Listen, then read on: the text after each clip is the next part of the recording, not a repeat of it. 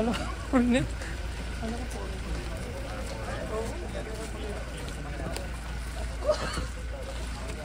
Dami yun, si Abdi Joel. Tapos siya sa What is your name? I'm Song Park from Doha Engineer. I'm consultant. So, engineer, i-explain niyo yung purpose ng stop log. Tapos siguro, i-explain niyo kay Mayor, ano ang plano niyo sa pagre-repair ng floodgate? Kasi alam naman natin na itong stop log na ikakabit natin, temporary lang yan. Para wag mag-backflow, para naman yung mga kababayan ni Mayor dito sa Paco area, wag bahain, lalong-lalo na sa Pasko. Like ngayon, hanggang December 11 ang high tide. So maraming areas. Ilang barangays mo, Mayor, ang affected? Sa buong Paco, tinatamaan. Nagre-reklamo na yung mga constituents Lahat sa tabi ng ilog. Kasi hindi naman binabaha yun. Kung nasira yung floodgate, ano na, kahit 3 weeks na akong nagsasakripisyo yung mga taga-Paco. Baka lang sakali na mapabilis ninyo. Yes, sir. Our strategy, sir, is maglalagay po tayo ng stop log. Ang stop log po, ito yung mga steel frame na stop log na galing din po dito. Para hindi mag-backflow. Para hindi po mag-backflow. Ang naging dahilan po ng pagbaha kasi is kung mataas ang Pasig River, ito po ay pumapasok sa Paco River na nagiging sanhi ng pagbaha. With this stop log na ilalagay po, ito po ang kumbaga magpipigil yung sa difference ng kanilang taas ng Pasig at ng Paco. Ito po yung katagal dito ikakabit? Okay, sir. Ito po ay how long do we install this? From 1 week to 2 weeks. We have a plan, sir, as recommended by the consultant. Yeah, we prepare this repairing schedule. First 2 weeks is the emergency repair to prevent the dead flow issue from the Pasig. No, the stop, the back, yung backflow. Yeah. Ilang araw yun? Okay. How long do you intend to, or your plan to install this stop log? So Actually, that the flood water will not go into the Temporarily. Temporary. Yeah. Yes, sir. Mayor, the temporary stop log po can be placed in 1 week. Yeah. Meaning meron na po tayo rito dalawa. We intend to place 4. Kasi po ang taas ng But tubig. you already manufactured the metal? Yes, sir. Yes, sir. Nung panahon po na akala natin ay walang nangyayari, we are fabricating this in the contractor's yard. Kasi 3 weeks ago, That's right, pinangako sir. sa That's akin. right, I went there Yes, sir. and I assure yung Yes, mga taga-Paco Yes, sir. na nakausap ko si Chairman Artes at saka si Secretary Biggs na ayusin. Yes, sir. Alam mo, hindi mo masisisi yung mga taga ron. Nagkakasakit na yung mga magkakapit-bahay. Wala namang ulan, may baha. Yes, sir. But anyway, lang sa accessibility. can you really assure the people of Manila, especially the Paco area, Yes, sir. in 2 weeks, temporarily, Stop log. walang baha? Wala pong backflow. Walang Backflow, backflow? yes, sir. Hindi, ang dahilan ng baha, backflow. Backflow, that's right, sir. Tapos, yung damage sa floodgate naman. Okay. Ang mechanism po ng pagpapagawa o pagre-repair natin is once we put the stop log, wala na pong papasok na tubig. Kung tumaas man ang tubig ng Paco, nandiyan po ang MMDA. At a certain elevation, they will pump it out. I think 11.8 or something. Kasi yung 11.8, may mga barangay na pong binaba, 671, 672, and 674. Yes. MMDA po magte-take care doon. Now, how do we take the repair? Gagawa po tayo rito sa ating pong floodgate ng tinatawag na working platform. Gaya po ng isang sirang vessel o isang barko, we need to place this on top of that. That is the methodology. Why? Kasi po nawala na po sa angulo. Nilinawin ko lang. Tinanggal niyo na ba yung attitude niyo na phase 1, phase 2? Wala na po sir nun. Wala sir nun. Wala po para dito. This is just a repair sir. This is just a repair sir. So wala. Kahit repair, may phase 1, phase 2. And we show them the what they call this, the working platform wherein we need to lift this 50-ton gate, the whole of it, and place it on top. You promise 2 weeks, no more backflow. Yeah, we already got the permission from Manila City. So Yeah. hopefully they can install within 2 weeks. No, you say promise. Raise your right hand. Because I'd rather take your promise than the old one. I will try to support contractor. So once na ito po ay ma-lift sir sa ating working platform, then ito po ay i-strengthen, patitibayin from the previous na bolts lang, patitibayin natin, lalagyan natin ng mga plancha and bracing. And then once it is kumbaga completely leveled and squared, then ibabagsak na po natin ulit dito to restore yung ating pong. Pero ano yan, tatanggalin ulit yung stop lock. Kasi doon din siya mismo Yes. di ba? Yes sir, that's right. Once Ano, ang functional stop plug location po is different Different. from the So hindi Hindi kailangan po. alisin Hindi na na. kinakapit to. That's right. You can work separately. Yes. Yes sir, correct. So that is our Promise 2 weeks ha. Because I'm gonna tell 2 weeks stop plug sir ha. Hindi, that's hindi. I'm telling you, what is important is the immediate act. That's right. The Band-Aid solution to lessen the possibility of regular daily flooding in the community is the stop plug. Yes sir. That we can assure the people of Paco in 1 week. Yes sir. Yes sir. Makukusyon. Yes, that's right sir. Tama. Pero ngayon, kung gagawin floodgate, ilan? For the 1, full 2, repair. 3, 4, 5, 6, May- 7, 8, 2 months Yeah. Yes. by March. Yes. Second week of March. Sige, importante lang naman kasi, alam ninyo, I'd like to share it with you. Ang importante nalalaman ng tao yung period eh. Para naman may certainty. Kasi pagka ganun, araw-araw, hindi nila alam kung may mangyayari ba o ano. Promise ha. March, finish. Yes, possible. 2 weeks before New Year. No more flooding. Hopefully, no more flooding. Yeah, yeah. Because of the stop flood. Can you show me? Yes sir. Yes sir. Mayor, habang nandito po pala tayo, one issue is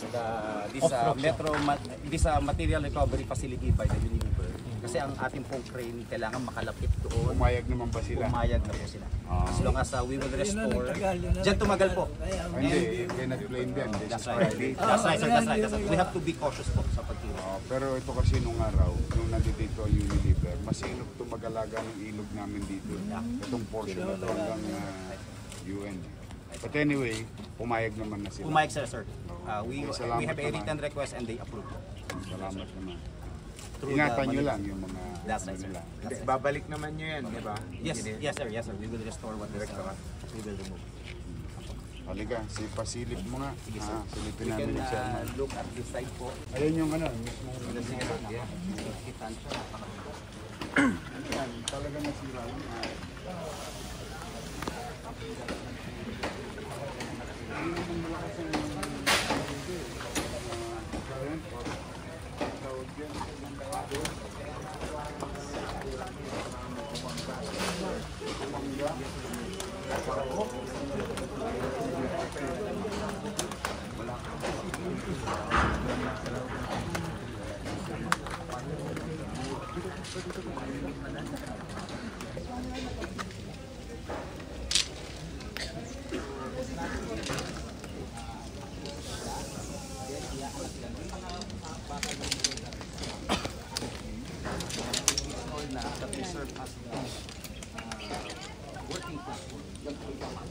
So, walang kawayan ha. Wala po. Wala po. Nakakabahan ako. May gawa yun. Ardi ha. Yes sir, opo. Oo, kawawa naman yung mga taga-Paco. Mahirap din mamuhay na araw-araw may kanal sa kalsada. Bawas isang araw ha. Dagdag trabaho. Halika na kayo. Good luck sa inyo. Salamat, Mayor. Sino na sana sir?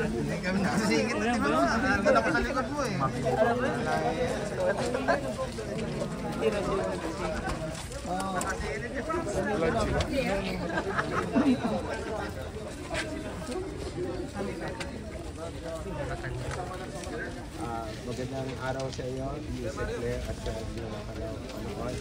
Kasama ko si Yorme. Kami po ay magandang umaga lang. Ay, magandang umaga. Si Claire at sa ating mga manonood. Magkasama kami ni Chairman dito sa Manila dahil yung isang naging problema noong bagyo ay plano na for the past 3 weeks and Chairman Artes taking the lead Of course, floodgate.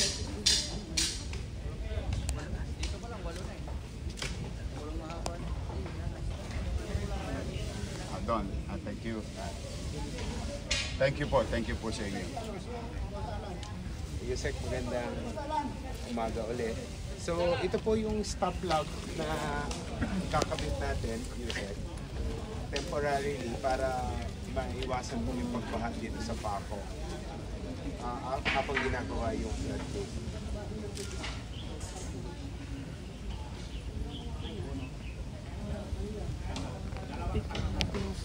Umaga sa inyo lahat, lalong-lalo na sa mga kababayan natin sa Paco.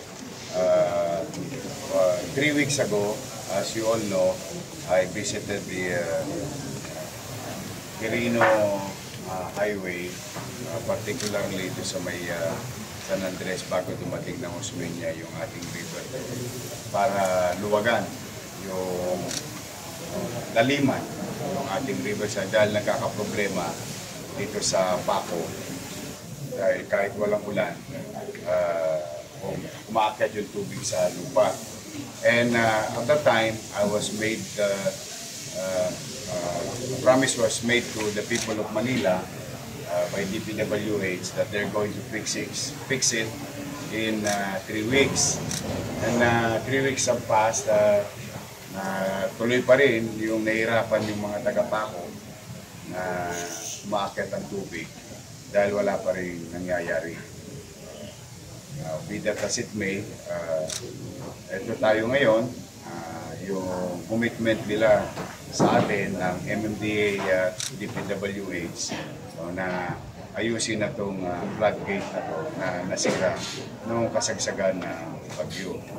And I was informed by the Korean consultant of DPWH and MMDA na yung para hindi mag-backflow, may gagawing mekanismo temporarily for the next 2 weeks. Then yung tunay na solusyon would be finished by March. So we are hoping before the end of the year, sana wala nang tubig na umakyat sa Paco area, sa community doon. And for the long term, sana maayos sa lalong madaling panahon naman yung nasabing floodgate. Ito pong floodgate po na ito, gano'n na siya katagal dito gumagana o nasira? Hindi, nasira lang kung ano. Kaya na-reset na ba Nung bagyo, doon lang. Kasi parang bumigay. Pag nakita may tsura, bumigay. Parang may bumanggang matigas. So bago nung bagyo, sir, gumagana? Gumagana. Walang problema ang Paco. Ngayon lang na problema talaga. But it's been so many weeks now. Kawawa naman yung mga kapitbahay namin doon. But then again, I'm very hopeful na napapakinggan naman ng request sa mga taga-Maynila sa national government. Ano po yung kakabit nila temporarily? Stop block that will limit the backflow during high tide ng ating river, itong Pasig River. So that will cushion the load of water coming inland. Marami po ba mga pamilya apektado dito sa Paco? Halos yung mga taga-Paco. Kasi mahaba ito pagdating ng dire-diretso yan hanggang yun. Kawawa naman. Nagkakalamok-lamok na nga doon sa area kasi may mga tubig na naiiwan sa kalsada na nag-i-stagnant. But I am still hopeful na sana ma-resolve. Sumalubong naman ng 2026 na maginhawa sa mga kapitbahay namin.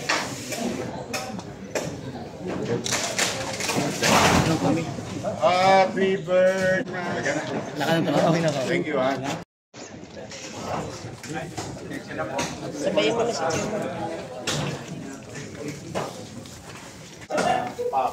Pumping station. Actually, yung pumping station nasa kabila. Nandito po tayo sa property ng Unilever na nagpa-unlock po sa tulong po ng ating mayor na magamit na staging area itong kanilang property para maikabit po yung stop log. Ano po ba yung stop log?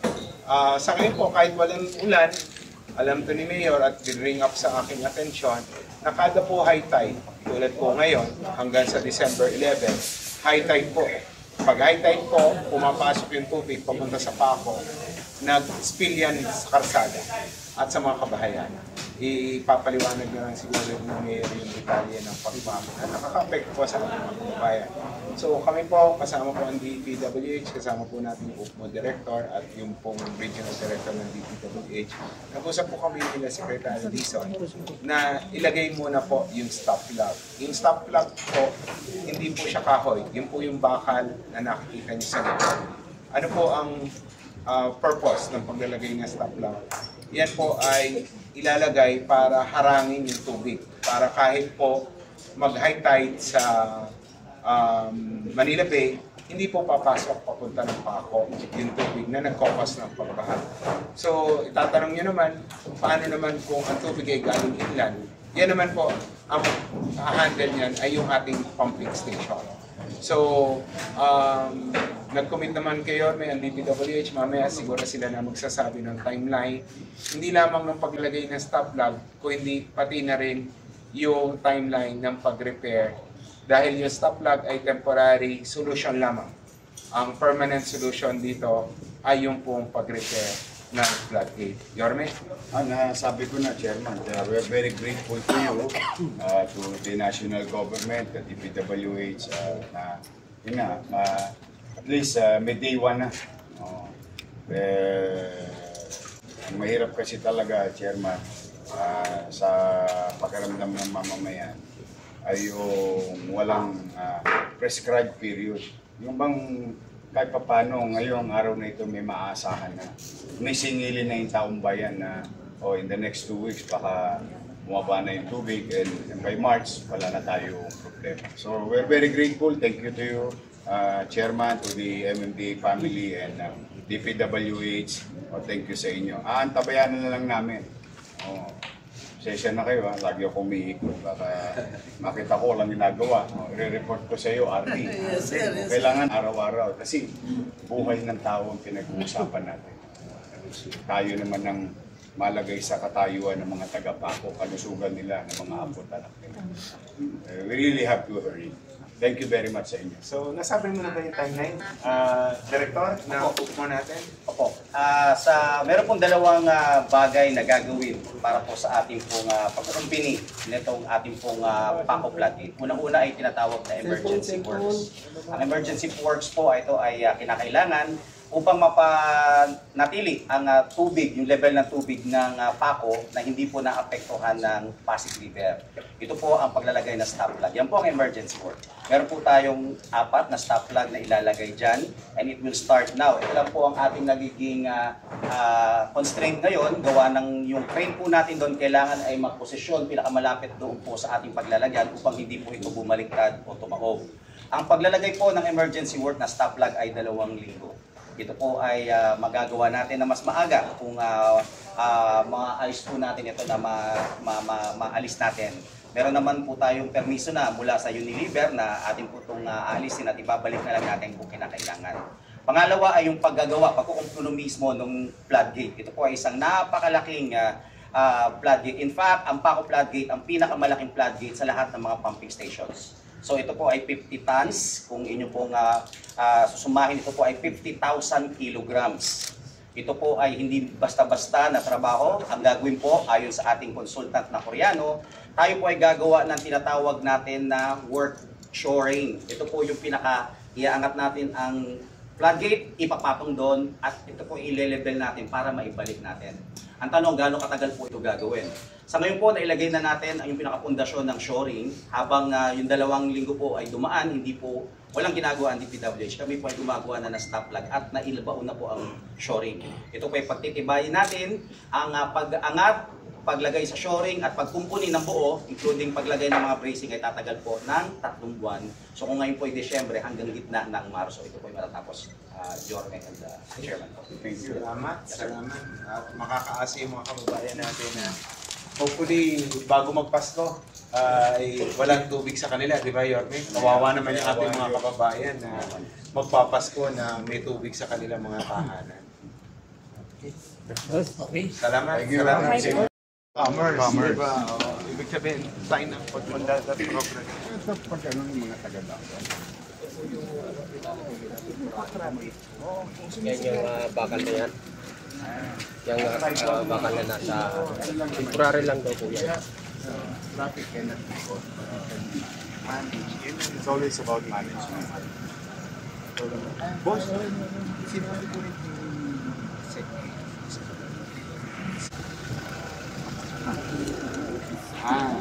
Yung general road, para tayo sa mga looban. Saka sinecertify natin na yung karkarado, hindi yung truck na yun ay government. Ano lang, Chairman, ano, random na lang. laboratory muna tayo hanggang makalate sa Talaga, Pasko, sige, boss. sige. Okay, sir. Okay, sir. Ano lang naman, 2 Titigil weeks ko. na lang naman. 2 weeks na lang. Hindi na kami magra-random. Huwag na muna. Kasi Stop, okay, muna sir. ka doon. Stop mo muna. Okay, sir. Okay, sir. 2 weeks na lang naman. Palis ko muna. Okay, sir. Okay, sir. Ngayon. Arde, ha? Yes, sir. Ingat ka. Okay, thank you. Sige, sige. Thank you. Kaya successor ito. Yes, please.